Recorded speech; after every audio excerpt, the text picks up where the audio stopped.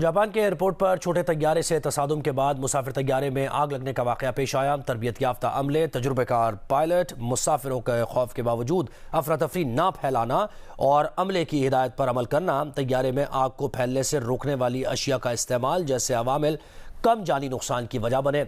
मौत के खौफ के बावजूद मुसाफिर नज़्म ज़ब्त के साथ अपनी नशिस्तों पर बैठे रहे। अपना सब सामान छोड़कर सिर्फ मोबाइल फ़ोन लेकर तैयारे से बाहर निकले। तसादुम के बाद छोटे तैयारे में सवार 5 अफराद हलाक हुए थे। जापान में मंगल को हादसे का शिकार होने वाले तैयारे से 367 मुसाफिरों को बाहिफाजत निकाल लिया गया। जलते हुए तैयारे से इनखला का अमल खौफ और अफरा तफरी के बगैर मुकम्मल हुआ। मुख्तलिफ मीडिया रिपोर्ट्स के मुताबिक जलते हुए तैयारे में मुसाफिरों ने खौफ के बावजूद शाइस्ता ज़बान में तैयारे से उतारने की दरख्वास्त की, जिसके बाद फ़्लाइट अटेंडेंट ने हिदायत देना शुरू कर दी।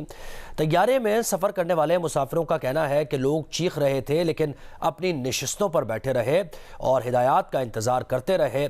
मुसाफिरों ने अपनी जैकेट्स उतार दी और सर्दी में कांपते हुए सिर्फ अपने अपने मोबाइल लेकर तैयारे से बाहर निकले। माहिरीन का ये कहना है कि तैयारे के इंजन्स के इर्द गिर्द फायरवॉल, ईंधन के टैंक्स में नाइट्रोजन पंप और तैयारा बनाने में आग की मज़ाहमत करने वाले मवाद के इस्तेमाल की वजह से आग बहुत जल्द नहीं फैली। इसके अलावा सीट्स और फर्श पर आग की सूरत में बाहर निकलने के लिए रहनुमाई करने वाली रोशनियों ने भी मुसाफिरों को बाहर निकलने में मदद दी। खबरें और भी हैं, शामिल करेंगे इस ब्रेक के बाद।